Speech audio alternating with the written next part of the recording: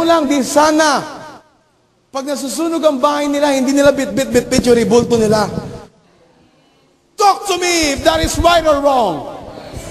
But most of the time, listen to me, no? Once na mayroong problema o trahedya sa kanilang bahay, diba remember, one time tinestify ko sa inyo, nung nakatira pa ako dun sa bahay namin, binata pa ako, nasusunog yung harap ng bahay namin, ang unang-unang binitbit ng kapitbahay namin, yung mga ribulto nila, ang sabi, kunin mo yung Diyos, kunin mo yung Diyos. Nung kinuha ng anak yung Diyos, oh, ingatan mo, baka mabagsak yung Diyos, mabasag. Can you imagine that? If you're going to read the book of Judges, nung sinabi ng Diyos kay Gideon, Gideon, pumunta ka sa dambana na sinasamba ng mga Israelita at sirain mo yung altar nila. Ginawa ba ni Gideon? Dahil sa takot niya, gabi niya ginawa, pinagpuputol niya. Read your Bible. Diba? Nung pinagpuputol niya, chinap-chap niya lang naman. Pagdating ng umaga, nagulat yung mga Israelita, nakita nila. Sinong gumawa nito sa ating Diyos? Nag-aamok sila. Noong nalaman nila na si Gideon ang gumawa nun, pinuntahan nila sino? Si Joas, yung tatay nino ni Gideon. Anong sabi? Ilabas mo si Gideon! No? Anong sabi ng tatay? Hindi niyo siya pwedeng patayin.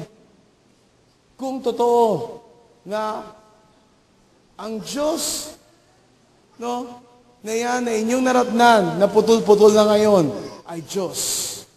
Hindi ba sana ipinagtanggol niya ang kanyang sarili?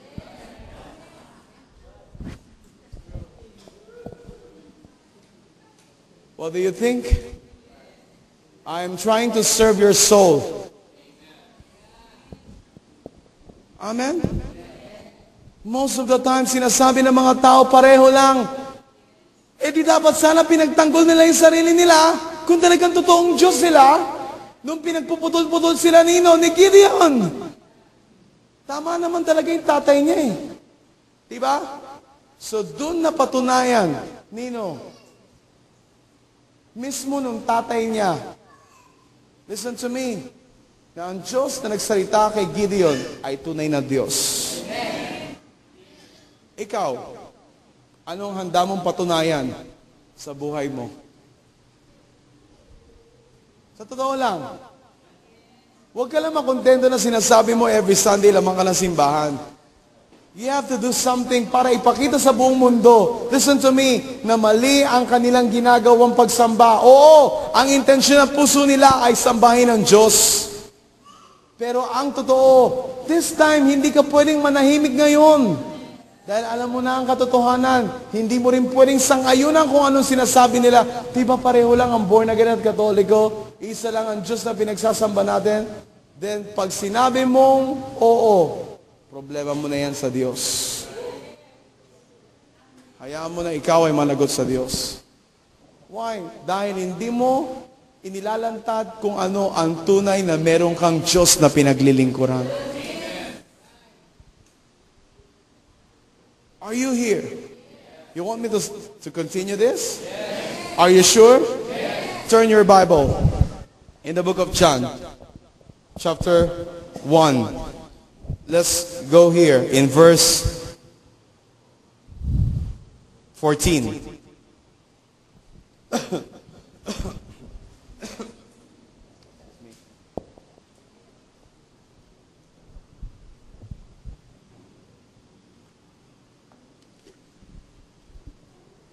Are you learning? Verse 14.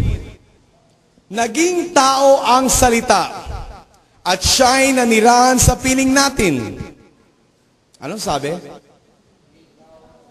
Naging tao ang salita at siya'y nanirahan sa piling natin. Alam ko na alam nyo na ito eh. Tama ba? But don't you know kung ano yung sinasabi rito? Alam niyo ba kung ano yung sinasabi rito? Sino nakakaalam? Ang sabi rito, naging tao ang salita at siya'y nanirahan sa atin. Ito ay sa katauhan ng Panginoong Jesucristo. Is that true? What about sa ating panahon ngayon? Kung babalikan natin yung John 17, gusto ko na i-connectan nyo to. And I pray na magkaroon kayo na matibay na kapahayagan sa inyong matutuklasan ngayon. Can you say amen to that? Anong sabi dyan? In John 17, verse 21b, gayon din naman, maging isa sila sa atin, upang maniwala ang sanlibutan na ikaw ang nagsugo sa akin. Tingnan ninyo yung sinasabi rito ng Panginoong Jesucristo. Gayon din naman, maging isa sila sa atin. Anong sabi niya? Panalangin niya na ikaw at ako ay maging isa sa kanila. Tama ba? Upang, anong dahilan? Maniwala ang sanlibutan na ikaw ang nagsugo sa akin. Sa madaling salita, mga kapatid, everybody look at me. Desire, umitin ng Diyos na ikaw at ako ay maging kaisa niya. Alam mo ba yon? Sa madaling salita, alam na natin. Amen? Tama ba? What about there at the back? Alam niyo na ba yon? Namithiin ng Diyos na maging kaisa niya pala ang tao? Sino rito ang mga anak ng Diyos? Sige nga, taas nyo. Sino rito mga anak ng Diyos? Are you sure? Kaya niyong panindigan na kayo'y mga anak ng Diyos? Kaya niyo makipagkaisa sa Kanya mula sa araw na ito? Come on, huwag niyo ibaba. Taas niyo lang. Are you sure? Kaya niyo mangako?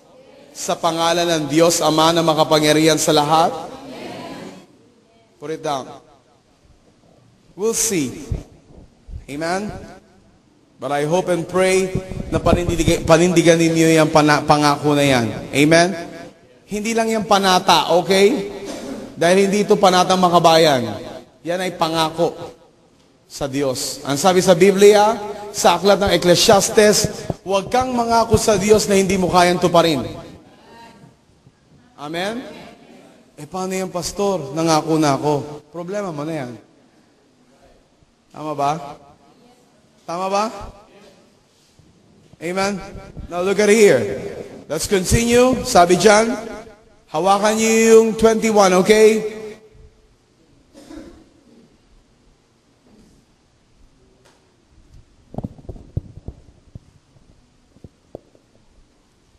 Oops. Are you here? Hawakan niyo lang yung 21, amen? Ano sabi dyan? Gayon din naman maging isa sila sa atin upang maniwala ang sanlibutan na ikaw ang nagsugo kanino? Sa akin. Ito yung mithiin ni Jesucristo. Tingin mo, kaya mo ba makipagkaisa sa Kanya? Salamat sa tatlo. Kala ko ba nagpanatang makabayan kayo? Bakit ngayon tatlo na lang ang sumasagot sa inyo? Ulitin ko yung tanong. Kala ko ba nakipagkasundo kayo sa Kanya na kaya niyo makipagkaisa? Sino ngayon? Sino ngayon sa inyo? Sino ngayon? Sino ba yung mga anak ng Diyos dito? Talaga ba mga anak kayo ng Diyos? O sige, babaan niyo. Sabi rito, in John 1 verse 14, are you ready? Naging tao ang salita at siya'y nanirahan sa piling natin. Si Jesucristo ba ay naging tao? Are you sure? Sabi dyan, ang salita ay naging tao. Mali na ba? O ang tao, naging tao ang salita. Tama ba? Pareho lang, di ba?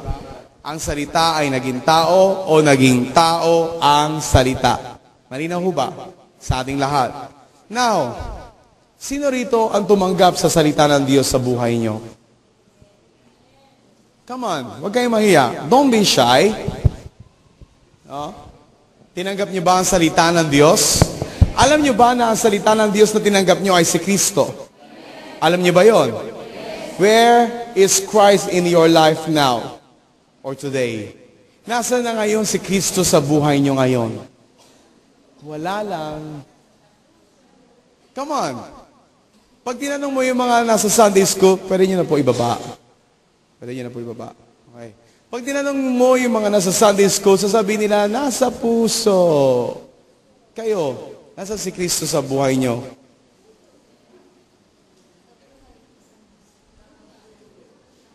Namamangha yata ako sa inyo. Ulitin ko yung tanong, ha? Nasaan si Kristo sa buhay nyo? Malinaw ba yung tanong? Ulitin ko, nasaan si Kristo sa buhay nyo? Bakit yung iba? Puso. Pero yung iba sa inyo, parang hindi kayo, diskumpiyado kayo. Ulitin ko, nasaan si Kristo sa buhay nyo, mga bata? Oh my goodness. So, ibig sabihin, mga isip bata ba kayo? Mga bata kayo? O mga talagang pusong bata lang? Okay, ulitin natin. Nasaan si Kristo sa buhay nyo? My God.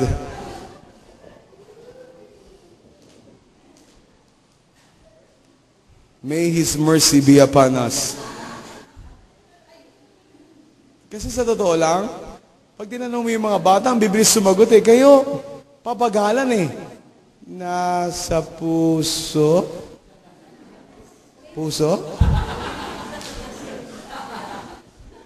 Alam mo yun? Parang, kung lang na sabihin mo, nasa puso ba talaga? Hindi nga. Sabi ng katabi mo, oo, nasa puso daw. Diba? Ngayon nakikita niyo ba yung problema dun sa dalawang bagay? Sa pagtanggap sa Kanya at dun sa pananalig sa Kanya? Kung ang tanggap mo, si Kristo yung nasa puso mo, kahit mamatay ka ngayon, sasabihin mo, nasa puso ko. Tama ba? Kahit salubungin ka ng sibat ngayon, yun yung pananalig mo nasa puso ko. Diba? Hindi, nasan si Kristo sa buhay nyo? Nasa puso?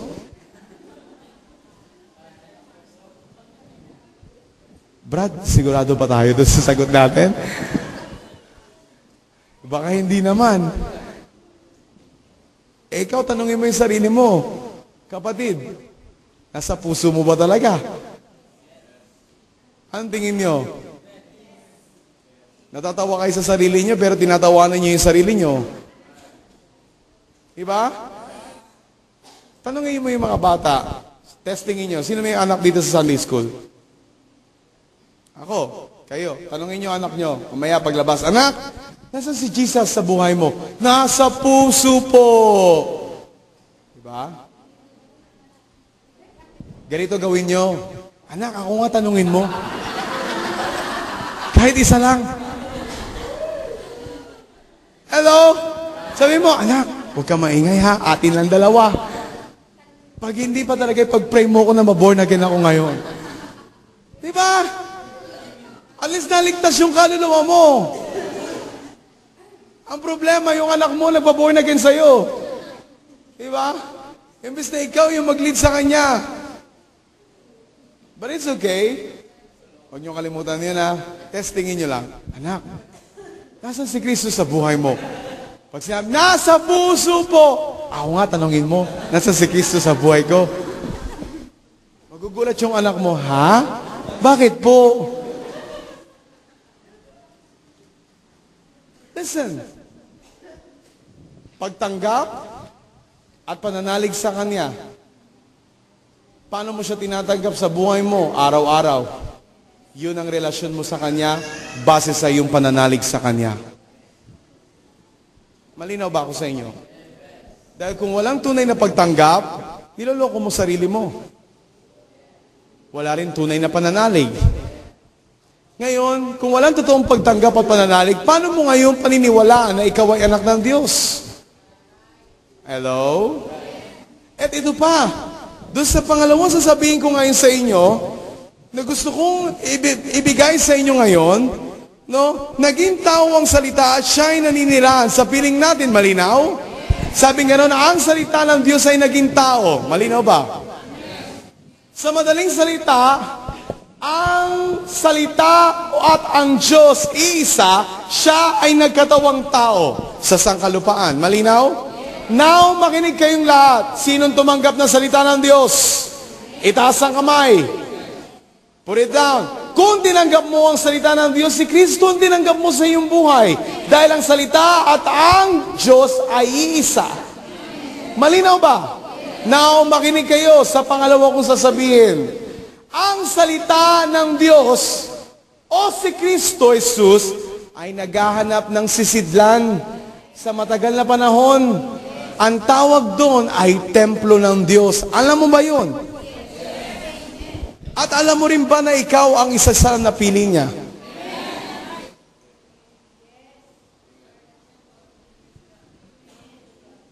Alam mo ba na ikaw yung isa sa napili niya? Ikaw ang isa sa mapalad sa mundong ito na napili ng Diyos na maging kanyang templo? Tama ba? Dati, kino-quote nyo lang yung verse na yan. Diba? Pero hindi to halos pumutok sa inyong buhay. Amen. But ngayon, I pray na ang kapahayagan na ito ay manahan sa inyong puso. I know this is basic, but I know also na ang bagay na ito ang siyang magdadala sa inyo patuloy sa destinasyon na nais niyang pagdalan sa atin. Malinaw ba ako sa inyo? That's why ngayon, ang salita ay humanap ng sisidlan at ikaw yun. Sabi mo, ako yun? So born again ka na ngayon. Amen? Tama ba? Ulitin mo nga, sabi mo, ako yun. Be proud to yourself. Eh bakit ang ilan sa inyo?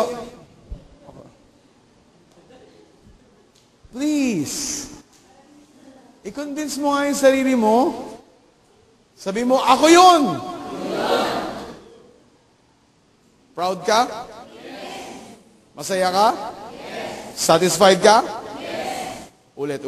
Sabi mo, ako yun! Alin? Ano yun? Ano ka nga? Templo ka ng Diyos? Sigurado ka? Diba? Ang problema kasi sa atin, alam lang natin na ang salita at ang Diyos si isa, pero hindi natin alam na siya ay naghahanap ng sisidlan. Malinaw ba? At ang sisidlan na hinahanap niya, natagpuan niya na. Sabihin mo nga, natagpuan niya na. Ngayon, sino natagpuan niya? Sabihin mo, ako yun! Then, meron ka ngayong karapatan para mag-rejoice. I remember nung time ni Mary, sabi nga ni Mary, be it done to me according to your will. Nung sinabi ng anghel ng Diyos sa kanya, ikaw, Maria, ay babae na mapalad sa lahat. Tama ho ba? Lubos na pinagpala sa lahat. Bakit siya sinabihan na lubos na pinagpala sa lahat? Dahil sa dami-dami ng mga babae sa panahon na yon, yung siya lamang, yung bukod tangi na napili. Eh ikaw, sa dinami-dami ng tao, dito saan? Sa Bacoor, at sa Imus, at sa Kawit, eh bukod tangi kayo napili. Na-appreciate nyo yun? Diba? Bakit ka bukod tangi napili? Kasi meron kang misyon. At ang misyon mo, bigyan ng katawan ang salita ng Diyos. At ang katawan na ito ay dapat magamit sa pagpapahayag ng salita na iyong tinanggap sa iyong buhay. Ano ang iyong misyon? Bigyan ng katawan ang salita ng Diyos. Nasaan ang salita ng Diyos? Nasa puso mo. Tama po ba? Sino ang naghahari ngayon sa puso mo? Si Kristo, na siya nagsusupply ng kanyang salita sa iyong buhay. Malinaw ba? Ngayon, nahanap ng Panginoon Kristo ang isang sisidlan at ikaw yun at ako. Ano ang dapat mong gawin? dalhin ang katawang ito sa nais niyang puntahan mo. Oh! I tell you, ang problema sa ating mga Kristiyano, alam lang natin ang salita ng Diyos. Ang problema, hindi natin alam kung paano gawing tao ang salita ng Diyos. Kaya nga, ang sabi sa salita ng Diyos, ang salita ay naging tao at ito'y nanaan sa kalagitnaan natin. Kung meron man nagpapahayag sa inyo ng salita, walang iba kundi ang sisidlan din ng Diyos ngayon. Hindi ako Diyos, pero ako'y sisidlan ng Diyos. Hindi kayo Diyos, pero kayo'y mga sisidlan ng Diyos. Tama ba? Sa inyong lugar na ang nais ng Diyos palaganapin, paramin kung ano ang nais niyang mangyari. Yun ang dapat na makita sa ating kalagitnaan ngayon. Hindi kung ano yung gusto lang natin mangyari sa buhay natin. Uy, mamaya merong willing-willy. Manonood ako. Sabi mo gano'n. Walang problema na masama nun, pero buti pa siya. Alam mo kung anong oras siya? No? Anong oras yung episode niya? Anong oras yung kaniyang program? Pero ang Santong Espiritu ba, alam mo ba kapag siya ay nangungusap sa'yo? Hindi mo rin ba alam na maging sa oras na to, ito yung eksaktong oras na siya ay nagsasalita sa puso mo? Ang tanong, paano mo siya pinakikinggan? Ang tagal naman kasi matapos ni Pastor, gutom na ako. Diba? Ang problema, mas pinakikinggan mo yung iyong laman kaysa pakinggan mo kung ano ang sinasabi ng Espiritu ng Diyos na nangungusap sa puso mo. Kaya ang totoo, walang nagagawang pagka-apekto ang buhay ng maraming Kristiyano sa ating kapanahunan ngayon. Dahil ang lagi nating iniisip, sarili lang natin. Malinaw? Isipin mo rin kaya kung anong gusto niya mangyari. Isipin mo rin kaya isang araw gusto niya na ikaw ay magamit niya bilang kanyang sisidlan. At isipin mo kaya na pribilehiyo yun para sa'yo. Ano kayang tingin mo sa sarili mo? Proud ka kaya? O hindi? Slight? Diba? Please. Pag ba sinabi sa iyo ng Presidente ng Pilipinas, pumunta ka nga rito, gagawin kitang sekretary ko, cabinet secretary ko. Pag wala ako, ikaw ang magsasalita in behalf of me. Anong ibig sabihin? Representative. Malinaw ba? Tama ba? I tell you, no? Kung sa next year ka pa mag-i-speech para sa kanila, ngayon pa lang, nagsisimula ka lang gumawa. Baka nga, hindi mo na alam yung salitang tulog eh. Diba? Pero kasi dahil ang Diyos, no, hindi mo nakikita, tama ba? Tama ba? That's why wala kang ginagawa. Hindi mo nga alam kung paano mo siya pakikinggan o paniniwalaan eh. Please, tapos na ang araw na yan. Tapos na ang panahon na yan. Na dati-rati ang iyong mga tainga ay hindi nakikinig sa Kanya. But I hope and pray this time, alam mo kung paano makinig sa Kanya sinasabi. Are you with me? I said, are you with me? Why? It's because this time I believe nakita na ng Diyos kung sino ang Kanyang sisidlan. Ikaw ba yon? Tayo ba yon? Ikaw ba ay kabilang sa Kanyang tahanan? Sa Kanyang sisidlan? Then listen to me, patunayan mo na ikaw ay karapat-dapat na maging sisidlan ng Diyos. Na kung saan siya ay handa magpahayag sa kalagitnaan ng sangkatauhan, sa buhay ng mga maraming tao, subalit meron siyang kailangan gamitin. Sino yun? Katulad ni Maria, na kung saan ay nagdalang tao para sa kanyang bugtong na anak. Sino yun? Ang kanyang iniluwalay ang anak ng Diyos na si Jesucristo. Ikaw ay kailangan ng Diyos para magdala ng kanyang salita upang ang kanyang salita ay marinig sa kalagitnaan ng sangkatauhan. Kailan yun dapat maganap? Ngayon. Palakpakan natin ang Diyos.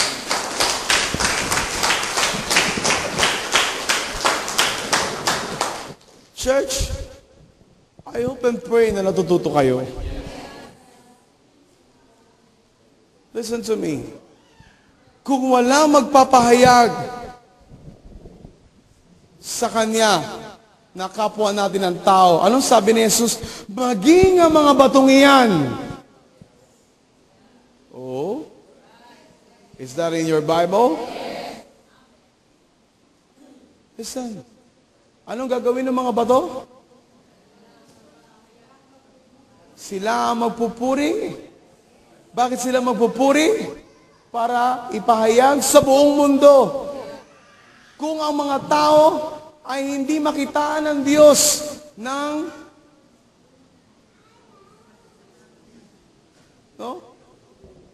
Kung sa mga tao ay hindi makakita ang Diyos ng puwang sa kanilang mga puso, hindi pa uli ang lahat dahil mismo ang mga bato na naririyan ay handa magpuri sa Kanyang pangalan.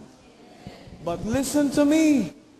Yun ay katibayan na malaking sampal sa sangkatauhan pag yun ay naganap at nangyari. Na ang tao na Kanya nilikha ay mistulang walang pakinabang. Sinasabing, itong sangkatauhan ay Kanyang pinaghaharian, subalit ang totoo, sarili lamang nila ang kanilang iniisip. Hayaan mo ba mangyari yon? No. May buhay ka, may lakas ka, may hininga ka, may kaluluwa ka, may espiritu ka. Gamitin mo yan para sa Kanyang kaluwalhatian. Can you say amen to that? Are you learning? Can I bring you for the last time in the book of Judges? And then on Sunday, I'm going to start here. Turn your Bible in Judges.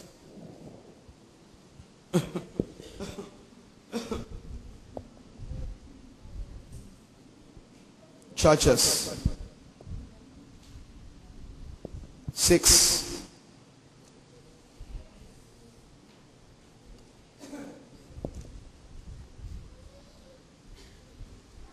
Are you ready for this?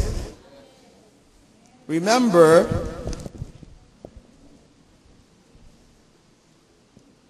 in Judges chapter 6 verse 1, tumalikod na naman kay Yahweh ang bansang Israel, kaya sila ipinasakop niya sa Madian sa loob ng 7 taon.